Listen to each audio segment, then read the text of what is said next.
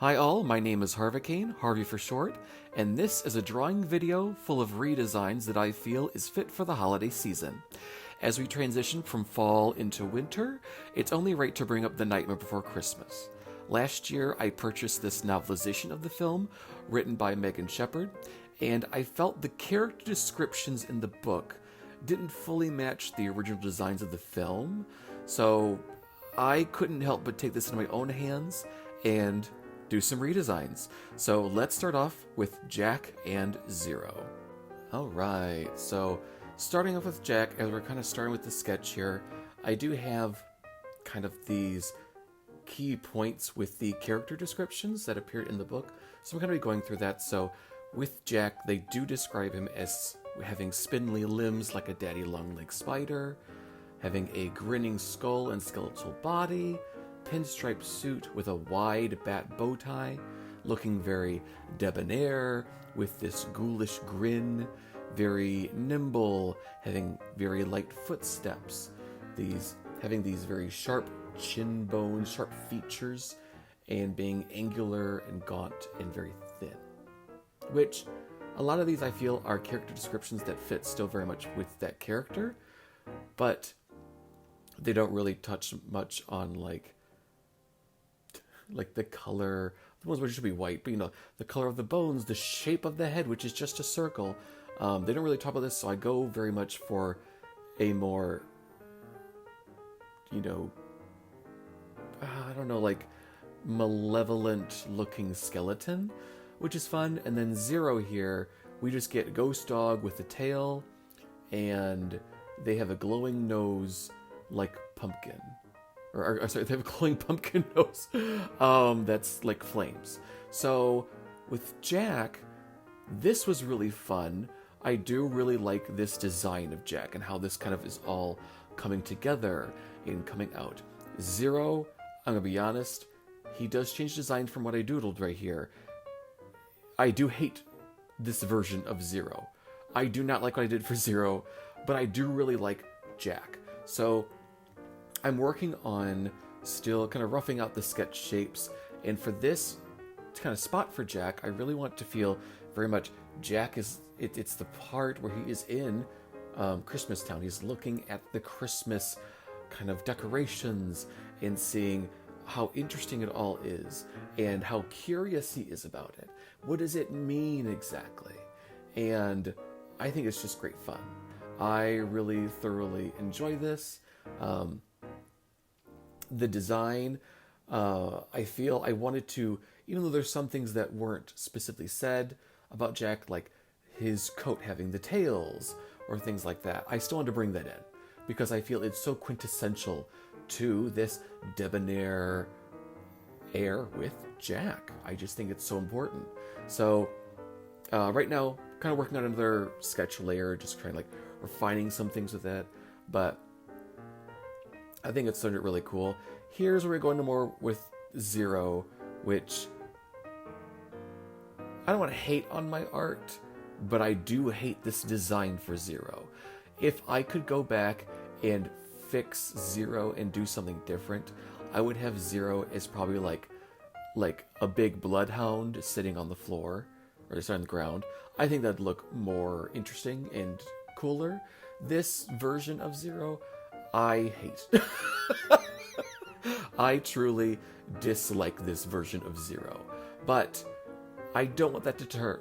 I do not want that to deter from my love of how Jack's coming out. Because like going with the inking now was such this fun concept and idea to go with Jack and the different designs, because I have drawn Jack so much growing up. Love The Night Before Christmas. So this was such an interesting take where it's like, let's really redesign him to be something quite different. And I didn't want him to come across as completely scary, but still there's this wonder, there's this amusement, there's this curiosity, there is this joy that is still within him. And I really want to make that apparent. And I do feel, especially with the line art, I have made that really just relevant here. And now kind of finishing up with the line art for Zero. And then once we finish up here with Zeros, then we're going to pop in here with the color, as I'm now popping the colors now. And I liked going more with this, like what you see like a medical classroom, like with the human skeleton. It has this tinge of this beigeish tones, kind of going with this red zero with these shades, doing a little bit of the shading of the skull, and of course we got to do the pinstripes. Got to do all the fun work with the pinstripes, add the color, the shading. This was so much fun doing all these pinstripes on here, and the pinstripe design, which ended up changing on the vest here. I'm doing something just a little bit different, but I just love this. The glow of the ornament is a little too harsh for me, but this is the end piece. This is finally where I come to with Jack. And I like Jack's design a lot. I hate Zero's. Zero's has things that I really enjoy about it, like the glowing nose and the long wispy tail, but there's everything else I hate. Jack, I am obsessed with how Jack came out. I love this design so much.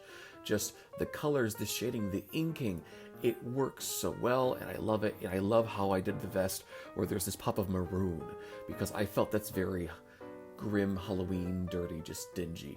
And I think it works very well. I love this. But this is the finished piece for Jack and Zero. So let's move on to the next character with Sally.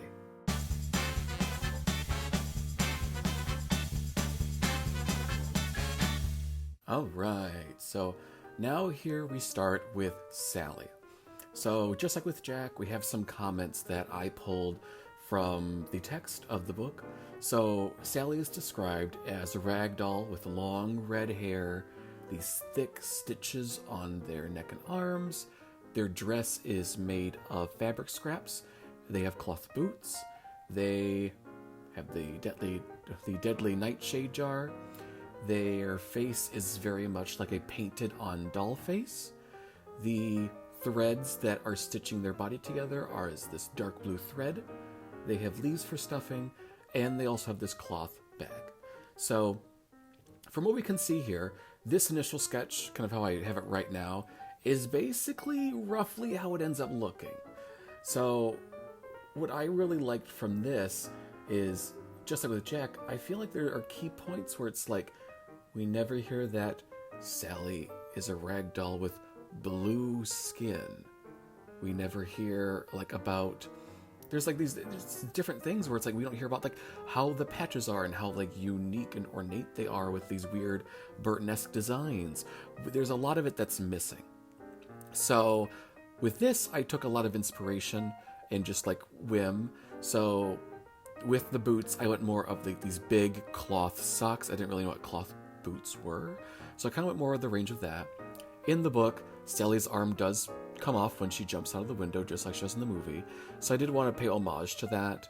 Of course, on the sketch, we can see that the arm is going to be on the ground.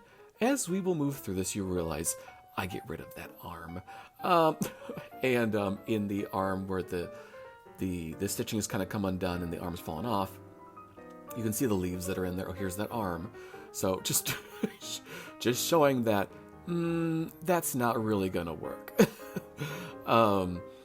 But with the face, I really wanted to give it this painted on doll expression.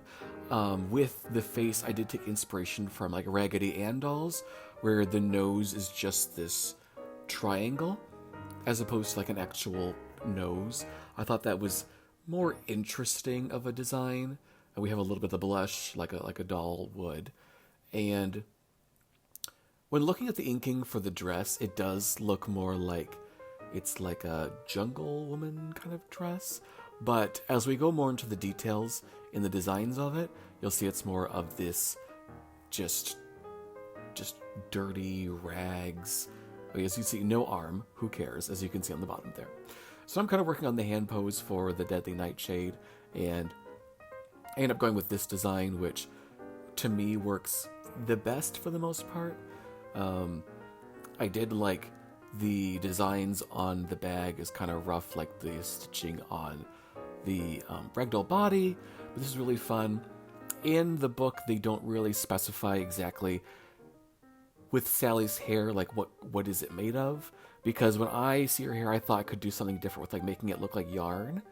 That would be kind of fun, but that leads more into like very much an actual doll. And I'm like, just having it as like normal long red hair was like fine for me. So I decided to keep it like that. But as you can see, we're going in with the inking. I really wanted to have Sally having this bag because it just felt more interesting. It was something to add onto her and make her feel more lived in and more like a living character, living creature. I just like that. And I carry a bag with me all the time, a satchel, so it just kind of worked out for me. And as we can see, we're going with the colors. I did take a little bit of inspiration with some of the rags, with some of the colors, kind of like basing it on some color choices on Sally's film design. But as we can see, we're kind of getting near the end here, adding in some of this shading on the face and the hair on the body. And of course, we'll do that for all of the scraps and different kind of designs like that. And as we are kind of coming up near the end here, adding some kind of just dirt and schmutz all over the dress here. And before we kind of get to the background, and then wham, bam, thank you, ma'am, we are done. This is my final design for redesigning Sally. And I really like how this came out. There are parts when it comes to the muddiness of the dress, I didn't like how that came out. But other than that, I really enjoy this. Like I said before with Jack, I've drawn Jack so many times growing up, and especially I've drawn Sally. Sally, in seeing this, was the reason why I was always scared to get stitches and things, because I'm like, it looks all janky and this. It's all like not even and all this stuff. And I really like how this came out. I think it just looks fantastic. I really, really enjoy this. But especially just like the brightness, the lush in the face, the vibrancy in the hair, just the grimy dirtiness and everything else. It just fits so well with Sally, and I love how it came out. And in the background, we have these kind of like curls, and that was kind of trying to emulate like Wind, where we see her in the first scene and she's combing her hair, or with like just normal Wind in Halloween Town. So I love how this came out, but that's it for Sally. Let's move on to our final one with Oogie Boogie. All right. So for Oogie, what we're going to have basically the pieces I got from the book for the description is that Oogie is the Bug King. He is this burlap sack with these rough stitches, holes for eyes and their mouth. They're filled with worms, bugs, and a spider. As you can see, I forgot the R, so it's spider from their head. They have loose string and loose stitches, and they have this red dye. So when I was initially doing this, I was kind of going for more like a fun, fanciful like pose for Oogie, and I kind of worked on some stuff, and I like this design a lot more, where he's kind of, I did make him kind of a bit of a chubby guy, chubby boy, and I really kind of had these long kind of arms, long toes, and it just kind of felt very cartoony, but I love how this came out. The rough stitches, I really like these designs of everything. I like the expression on the face. I love the fact that I really went more in with the stitching on the face than I ever did with Sally, because Sally, with the doll, I wanted to really not have stitching on the face. But with Oogie, he's kind of rough and ready kind of all around, so I really was just having fun with his design. And with being the Bug King, I kind of envisioned him someone who, he would still have his crown as the Bug King, because he kind of gives me the vibe of someone who's a child, an adult child, who is unwilling to like let go of the fact that they have been dethroned. So this was very much something that's kind of fun. And the bugs, I didn't know what I do for the color for the bugs, but just they're like multicolored with yellows and greens. But this is basically this. We're wrapping up with a little bit of shading and some design until we get kind of the background. But this design for Oogie came out so good. I love how all of this kind of came out. It's just so cool. And bam, we are here. This is my design of Oogie. And I love how this came out. I love the vibrancy contrasting the red dye of Oogie and the muted tones and just these just dirty colors. And this green glow for the pupils in the eyes, and just the spider coming down from his little, like the top of his head, and all these bugs that are just like seeping out of his seam, out of his hand. I love this, and I liked doing this design around the border because this design made me think of like a bunch of tiny little bugs. So I just love how this came out. Oogie is 100% my favorite of all three of the designs I did in this. This just, chef's kiss. Perfection. Love all of this. But these are all of the designs all together. Please let me know your thoughts. If you like any of them, if you dislike any of them, which one's your favorite? If you could, have you thought about redesigning these characters?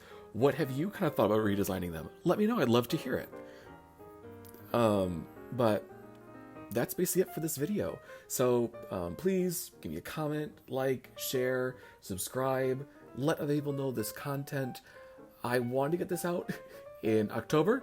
That did not happen, of course, as we were 2 months after that. But this was so much fun. I really enjoyed doing these designs, and I can't wait to do more next year. But I've been working on some designs that I am putting out before the end of the year, so please keep your eyes peeled for that. But on that, thanks so much everyone for watching, and I hope you all enjoy the rest of your day. Thanks so much. Bye-bye.